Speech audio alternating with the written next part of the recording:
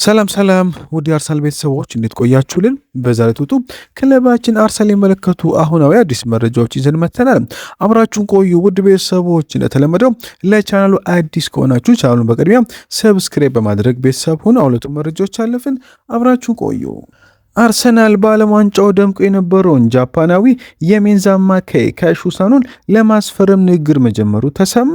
የ25 ዓመቶች ከቡርኖ ጉማሬሽ በተሻለ ርካሽ አማራጭ ተደርጎ የሚታይ ሲሆን ማይንዞች ተጫዋቹን እስከ 60 ሚሊዮን ዩሮ እንደሚገምቱትም ተዘግቧል። ሳኖ በዓለም ዋንጫው ላይ ለጃፓን ብሔራዊ ቡድን ድንቅ ብቃቱን ያሳይሱ በቡንደስሊጋ ውስጥም ኳስ በመንጠቅ ረገድ ካሉ ምርጥ አማካዮች አንዱ ሆኖ ጎልቶ መጥቷል። በአሁኑ ወቅት ሊቨርፑል ዝውውሩ ለመምራት የተሻለ እድል አለው ተብሎ ቢታሰብም አርሰናል አሁንም በፉክክር ውስጥ ይገኛል ሲል ቲም ቶልክ ዘግቦታል። የሪያል ሶሴዳዱ ተከላካይ ጆን ማርቲን አሁንም በአርሰናል እይታ ውስጥ ይገኛል ተባለ። የስፖርት ዳይሬክተሩ አንድሪያ ቤርታ ክለቡ ለክረምቱ የዝውውር መስኮት የሚሆኑ ኢላማዎቹ መገምገም በሚቀጥልበት ወቅት በርካታ የተከላካይ አማራጮችንም መመልከቱንም ቀጥሏልም ተብሏል። አሁን ላይ ሶሴዳዱ ተከላካይ ጆን ማርቲን በክለባችን ዝርዝር ውስጥ ከሚገኙ ተከላካዮች መካከል አንዱም ነው ተብሏል። ዊሊያም ሳሊባ የደረሰበትን ጉዳት ተከትሎ አርሰናል እቅዶቹን በድጋሚ መገምገሙ ተሰማ። አሁን ላይ እንደ ዌስሊ ኢቫን ፍሬኒስዳ፣ ናምዲ ኮሊንስ፣ ቲኖ ሊቨራሜንቶና ኤዝሬ ኮንሳልቾች አሁን በአርሰናል ተከላካይ ኢላማ ዝርዝር ውስጥ ይገኛሉ ሲል ገሬም ቤሊ ዘግቦታል። የቀድሞ ክለባችን ተጫዋች ጄሬሚ ኢሪያደር ቡርኖ ጉማሬሽ አሁን ካሉት የአማካይ መስመር አማሮች አንጻር በሚኬል አርቴታ ቡድን እንዴት ሊስማማ እንደሚችል ምላሽ ሰጠ። ነገሩ ትንሽ ከበድ ያለ ይመስለኛል ሲል ይጀምራል። ምክንያቱም የውድድሩን ዘመን የጨረስከው በማርቲን ዙቢሜንዲ ነው፣ እሱ ግን በቡድን ውስጥ ቦታ ለማግኘት እንኳን ተቸግሮም ነበርም ብሏል። ሉዊስ ስኬሊ በድንገት ከየት መጣ ሳይባል በመሀል አማካይ ያንን ቦታ ከዙቢሜንዲ ላይ መውሰዱ እናስታውሳለን። ይህንን እያልኩ ቢሆንም ማለት በውድድር ዘመኑ በዛ ቦታ ላይ ቋሚ ሆኖ ይጀምራል ብዬ ግን አላስብም ሲል ይናገራል። የሚሰማኝ ነገር ግን ጉማሬሽ የመጣ ከሆነ ያ ሁሉ ነገር ወዲያውን ለመጫወት ዝግጁ በሆኑት ተጫዋቾች ላይ ይወሰናልም ብሏል። ምክንያቱም በዓለም ዋንጫ የነበሩት ልጆች ሁሉም ለማንኛውም ዘግይቶ ስለሚመለሱ የውድድር ዘመን ለመጀመር ዝግጁም ላይ ሆኑም ይችላሉም ብሏል። ነገር ግን ቡርኖ ጉማሬሽ ከፍተኛ ደረጃ ላይ ያለ ምርጥ ተጫዋች ይመስለኛል። ታዲያ በዛ አሳለፉ ስኬት ሊስማማ ይችላል ብሎ መጠየቅ ግድ ይላልም ብሏል። ለመናገር ይከብዳል። ምክንያቱም እዚያ ቦታ ላይ ዴክላን ራይስ አለ፣ በጥሩ ብቃት ላይ የሚገኘው ማርቲን ኦዴጋርድ አለ፣ እንዲሁም እዚያ ላይ ትልቅ ስራ መስራት የሚችለው ኢብሬቼዝ ያለ እና ከሶስቱ ተጫዋቾች በበለጠ ተከላካይ በማድረግ በ6 ቁጥር ቦታ ይህን ተጫዋች እንዴት ታሰልፈዋለህ ሲል ጠይቋል። አሊዳየር ስለ ማርቲን ኦዴጋርድ እና ስለ ካፒቴንነቱ ማዕረግም ጠይቆ እንዲህ ሲል ይመልሳል። ኦዴጋርድን በአርሰናል ያለው ቆይታ ስትመለከት በጉዳት ምክንያት ብዙ መዋዠቆችና ደካማና ጠንካራ ጊዜያትን እያሳለፈ ይገኛል። በብቃቱ ደረጃ ላይ ያልነበረበትና ከደረሱበት ጥቂት ጉዳቶች ለማገም ጊዜ የወሰደበት የውድድር ዘመንም አሳልፎ ነበር። ስለዚህ ካፒቴን ከመሆኑ አንጻር እሱን እያሰብኩ የነበረ አርሰናል ደጋፊዎች እሱ ካፒቴን መሆን አለበት ወይም አርም ባንዱን ለዴክላን ራይስ መስጠት አለብን ብለው በሚለው ጉዳይ ላይ አሁንም እንደተከራከሩ እርግጠኛ ነኝ ብሏል። በደጋፊዎቹ መካከል የሚደረጉት ክርክሮች ሁልጊዜ ስትሰማ ሁሉም ሰው ደስተኛ የሚሆንበት መፍትሄ ምን ሊሆን እንደሚችል ለማሰብ ትሞክራለህ። ነገር ግን በግልጽ እንደሚታወቀው ካፒቴንህ ከጥቂት ወራት በፊት ዋንጫውን አንስቶ እያለ በእርግጠኝነት እሱ ዋና ሰው ነው እና መቆየት ያለበት ሰው ነው ብለህ ማሰብ አለብህም ብሏል። ነገር ግን አርሰናል እንደገና መሻሻል አለበት። ምክንያቱም ሌሎች ሁሉ የተሻሻሉ፣ ሁሉም ሰው ገንዘብ እያወጣ ነው። እናም አንድ እርግጠኛ ነገር አለ፣ እሱም በነበሩ ተመሳሳይ ተጫዋቾች ብቻ መቆየት አትችልም። ያን የፕሪሚየር ሊግ ዋንጫ እንደገና ለመውሰድ የበለጠ ለመግፋት ፍላጎት ያላቸው አዳዲስ ጉልበትና ተጫዋቾችን ማግኘት አለባቸውም ብሏል። ስለዚህ አዎ ማርቲን መልቀቁና ሌላ ሰው መተካቱ ሊሆን የሚችል ነገር ነው ሲል ተናግሯል። የዊሊያም ሳሊባ ጉዳት በሜን ሆት የአርሰናል ወደፊት ቆይታ ላይ ትልቅ ተጽዕኖ ሊያሳድር ይችላል ተባለ። ምክንያቱም የዚህ ተከላካይ ስም በቅርቡ ክለቡን ሊለቅ ይችላል ከሚሉ ወሬዎች ጋር መያያዙ ይታወሳል። ሆኖም ቤን ሆት በመሃል ተከላካይነት የመጫወት ብቃት ስላለው ሳሊባ በሌለበት ጊዜ ገብቶ ክፍተቱን ለመሸፈን ሙሉ ብቃት ያለው መሆኑም ይህ ሁኔታ ወሳኝ ሊሆን ይችላልም ተብሏል። ስለዚህ እንደ ኮንሳ ወይም ላክሮክስ ያሉ በአርሰናል ደረጃ ላይ ናቸው ብዬ የማላስባቸው ከማስፈረም ይልቅ በቤን ሆት ላይ ሕፃን ያለው ሲል ዘ ሃንድ ኦፍ አርሰናል ትናንት ምሽት አረጋግጦታል። አንድሪያ ቤርታ የአርሰናል የክረምት የዝውውር መስኮት በሚቀጥሉት 3 ሳምንታት ውስጥ እንዲጠናቀቅ ይፈልጋል ተባለ። የክለባችን የስፖርት ዳይሬክተር አንድሪያ ቤርታ የክለቡን ቀሪ የዝውውር ስራዎች በተቻለ ፍጥነት ለማጠናቀቅ ላይ ትልቅ ስራ እየሰራ መሆኑም ተዘግቧል። ዋነኛው ቅድሚያ የሚሰጠው ጉዳይ የሞርጋን ሮጀርስን ዝውውር ማጠናቀቅ ሲሆን ይህም አርሰናል የዝውውር መስኮቱን ከመጠናቀቁ በፊት ወዲያውኑ በብራድሊ ባርኮላና በሌሎች ኢላማዎች ትኩረት እንዲያደርግ ያስችለዋልም ተብሏል። የክለቡ ዓላማ አብዛኞቹ አዳዲሶች ከቅድመ ወደ ዝግጅት ፕሪሲዝን በፊት እንዲመጡ ማድረግ ሲሆን ይህም ለሚኬል አርቴታ ከመጀመሪያው ቀን ጀምሮ ስብስቡን እንዲያቀናጅ እድል ይሰጠዋልም ተብሏል። አርሰናል የዝውውር ስራዎችን ቀድሞ ማጠናቀቁ ቡድኑ ለአዲስ ውድድር ዘመን የተሻለ ዝግጅት እንዲያደርግ ይረዳዋልም ተብሎ ይታመናል። በተጨማሪም የዓለም ዋንጫ ሊጠናቀቅ አንድ ቀን መቅረቱን ተከትሎ አንድሪያ ቤርታ አርሰናል የዝውውር ስራዎች ያፋጥናል ተብሎ ይጠበቃልም ተብሏል። ክለቡ ብዙዎቹ ኢላማዎች በውድድሩ ላይ ትኩረት አድርጎ በነበሩበት ወቅት በትላልቅ ዝውውሮች ላይ ከመቸኮል የተቆጠበ ሲሆን በሚቀጥሉት ሳምንታት ድርድሮች ጠንከር ይላሉ ተብሎ ይጠበቃል። አርሰናል ዋና ዋና ዝውውሮችን ቀድሞ ለማጣቅ አሁን እየፈለገም ነው ተብሏል። ከሚኬል አርቴታ የታክቲክ ስርዓት ጋር እንዲላምዱ የፍልክቶች አሁን ላይ ቅድሚያ እየተሰጣቸው ይገኛልም ተብለዋል። አርሰናሎች ማክስ ዶማን በሚቀጥሉት ዘመን በውሰት እንደማይሄድ አረጋግጧል። ሳካ በውድድሩ ዘመን ጀመሪያ ላይ የመሰለፍ ዕድሉ አነስተኛ ሊሆን ስለሚችል በሚቀጥሉት ዘመን ማክስ ዶማን የበለጠ ኃላፊነትና የመጫወቻ ጊዜ ሊሰጠው እንደሆነም ተሰምቷል። ስለሆነም አሁን ላይ ማክስ ዶማን በውሰት ከአርሰናል ጉዳይ አብቅቷልም ተብለዋል። አርሰናል ለሌቪዥኮ የክንፍ ተጫዋች አንቶኒዮ ኑሳ የመጀመሪያውን የ40 ሚሊዮን ዩሮ የዝውውር ጥያቄ ለማቅረብ የተዘጋጀ ነው ተባለ። ይሄ ኖርዌይ ብሔራዊ ተጫዋች በዓለም ዋንጫ ላይ ባሳዩ ድንቅ ብቃት ምክንያት በሚኬል አርቴታ የዝውውር ዝርዝር ውስጥ ከፍተኛ ቦታ ላይ ተቀምጧልም ተብሏል። ሊቨርፑል፣ ኒውካስትል እና ጁቬንቱስ የአንዳንድ ተጫዋች ሁኔታ ይካተሉ ካሉ ክለቦች መካከል ሲሆኑ ሌቪዥክ ቢያንስ እስከ 60 ሚሊዮን ዩሮ ከዝውውሩ ይፈልጋልም ተብሏል። ጋብሪኤል ማርቲኔሊ ስለ ወደፊት ጣፈንቶ ለሚወሩት ወሬዎች ምን ላይ ሰጠ? እኔ አርሰናል ተጫዋች ነኝ፣ ትኩረቴ በዚያው ላይ ነው። ሁልጊዜም ወሬዎች ስለሚኖሩ ከጀርባ ለሚወሩት ነገሮች ትኩረት መስጠት አልፈልግም። ምን ብሎ በአርሰናል መሆኔን ከልብ ወደዋለሁ። የክለብ ብዙ ነገር ሰጥቶኛል። እናም ወደ ሜዳ በገባው ቁጥር ለክለቡ አርማ ያለኝን ሁሉ እሰጣለሁ ሲል ይናገራል። እርግጥ ነው በእግር ኳስ ማይገመት ሊሆን ይችላል። አንድ ቀን ሁኔታዎች ተቀይሮ መውጣት ቢኖርብኝም ይህ ክለብ እኔ ትልቅ ትርጉም ስላለው ለእኔ በጣም የሚያሳዝን ቅስበት ይሆን ነበርም ብሏል። ነገር ግን አሁን እዚህ በመሆኔ ደስተኛ ነኝ እና ሙሉ ትኩረት የአርሰናል የበለጠ ስኬት እንዲያስመዘግብ መርዳት ላይ ነው ሲል ጋብሪኤል ማርቲኔሊ ተናግሯል።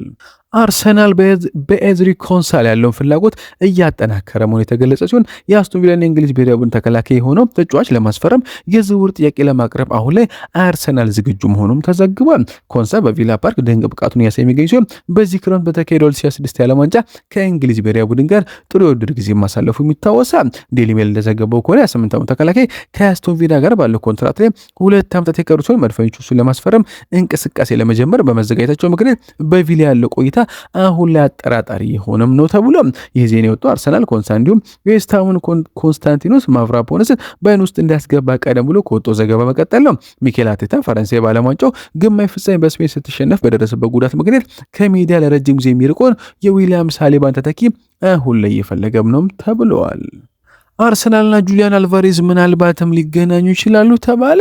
አርሰናል በዚህ ክረምት በጁሊያን አልቫሬዝ ላይ የጀርባ ፍላጎት እንዳለ የተገለጸ ሲሆን የስካይ ስፖርቱ ዳርሜን ሼት መድፈቹ የአትሌቲኮ ማድሪድ አጥቂ ለማስፈረም እንዴት ያለ እንቅስቃሴ ሊያደርጉ እንደሚችሉ አብራርቷል። ምንም እንኳን አትሌቲኮ አልቫሬዝን የማይሸጥ መሆኑን በይፋ ቢገልጽም ከአርጀንቲና ኮከብ ጋር በተያያዘ ትልቅ ለውጥ ከመጣ በሚል መድፈቹ ሁኔታዎችም በቅርበት መከታተላቸውንም ቀጥለዋል ብሏል። ሼት በሰጠው ማብራሪያ መሰረት አልቫሬዝ ራሱ ክለቡን መልቀቅ የሚፈልግበት ሁኔታ ሊፈጠር እንደሚችልና ያ በሚሆንበት ጊዜ አትሌቲኮ በማንኛውም ሁኔታ ተጫዋቹን በላሊጋ ላይ የሚፎካከረው ባርሴሎና አሳልፎ ከመስጠት ይልቅ ለአርሰናል መሸጥን ሊመርጥ እንደሚችል ዝርዝር መረጃዎችን ተመልክቻለሁ ብሏል። ለአሁኑ ግን አትሌቲኮ አልቫሬዝን ለማቆየት ሙሉ በሙሉ የቆረጠ ይመስላል። ተጫዋቹም ራሱም ለመልቀቅ ግፊት እያደረገ መሆኑን የሚያሳይ ግልጽ ፍንጭም የለም ብሏል። ሆኖም ግን አርሰናል በጁሊያን አልቫሬዝ ዝውውር ላይ አሁንም አለ ሲል የስካይ ስፖርቱ ጋዜጠኛ ይናገራል። ባርሴሎና አልቫሬዝን ለመከታተል ማቀዱ ምክንያት ነው። ምክንያቱም የ26 ዓመቱ አጥቂ በስፔን በነበረው ቆይታ ከፍተኛ ግብ አስቆጣሪ ነበር ሲሆን ክለቡን ለቆ ለሚሄደው አንጋፋ አጥቂ ሮበርት ሌዋንዶስኪ በረጅም ጊዜ ተተኪ ለመሆን ፍጹም ተስማሚ ይሆናልም ብሏል። ሆኖም አርሰናል ግን ተጫዋቹን ለማስፈረም አሁን ትልቅ ቦታ ላይ የሚገኛለን ብሏል። አርሰናል የተጫዋቹን ዋጋ ማስቀነስ ከቻለ አሁን ላይ ከአትሌቲኮ ጋር ለመደራደር ዝግጁም ነው ሲል ጋዜጠኛው አረጋግጦታል። አርሰናል የክለቡን የዝውውር የዋጋ ክብረ ወሰን ሊሰብር በሚችል ተጫዋች ላይ ጥቃት ለመሰንዘር ሲዘጋጅ የግል ጥቅማ ጥቅም ስምምነቶቹ ሊጠናቀቁም ተቃርበዋል ተባለ። አርሰናል ከሞርጋን ሮጀርስ ጋር በግል ጥቅማ ጥቅሞች ዙሪያ መነጋገር ከጀመሩ የሰነባበት ሲሆን አሁን ላይ ከስምምነት ለመድረስ ሙሉ በሙሉ መቃረቡ የተሰማ ሲሆን ከአስቶን ቪላ ጋር ከክለብ ወደ ክለብ የሚደረገው ድርድር በመጀመር በሁኔታው ላይ እርምጃ ለመውሰድ የተዘጋጁ መሆኑም ተዘግቧል። ይህን መረጃ ያጋራው ታዋቂ ጋዜጠኛ ፋብሪዚዮ ሮማኖ ሲሆን በዩቱብ ቻናሉ ላይ ባስተላለፈው መረጃ መረጃ ስለ ዝውውር ሂደቱ ትልቅ ወቅታዊ መረጃንም ሰጥቷል። አርሰናል ክሪስቶስ ዞሊስን ለማስፈረም በሂደት ላይ ከመሆኑ በተጨማሪ ሮማኖ ከዚህ በታች ባለው አዲሱ መረጃ ለሮጀርስ ትልቅና ታላቅ ግብ ያለው ዝውውር ለማድረግ አርሰናል እያለ በመሆኑ የክለቡ እንቅስቃሴ በዚህ ብቻ የሚያበቃ አይመስልም ብሏል። የፕሪሚየር ሊጉ ሻምፒዮኖቹ ከብራድሊ ባርኮላ ጋር ስማቸው የተያዘ ቢሆንም ሮማኖ አርሰናል ለግራ መስመር ክፍ ቦታው የሚፈልገው ዋነኛ ኢላማው አሁንም ሮጀርስ መሆኑን ግልጽ አድርጓል። የባርኮላ ወደ ሊቨርፑል የማራት ዕድል ይበልጥ ሰፊ መሆኑን የጠቀሰው ሮማኖ ስለ ሮጀርስ ወደፊት ታፋንታ አንዳንድ አስደሳች ዝርዝር መረጃዎችንም ሰጥቷል። አርሰናል በሮጀርስ ዝውውር ላይ ወደፊት እየገሰገሰ ያለው ሮማኖ ነገር ግን ዝውውሩ እስከ 130 ሚሊዮን ፓውንድ ግን ሊያስወጣ ይችላልም ብሏል።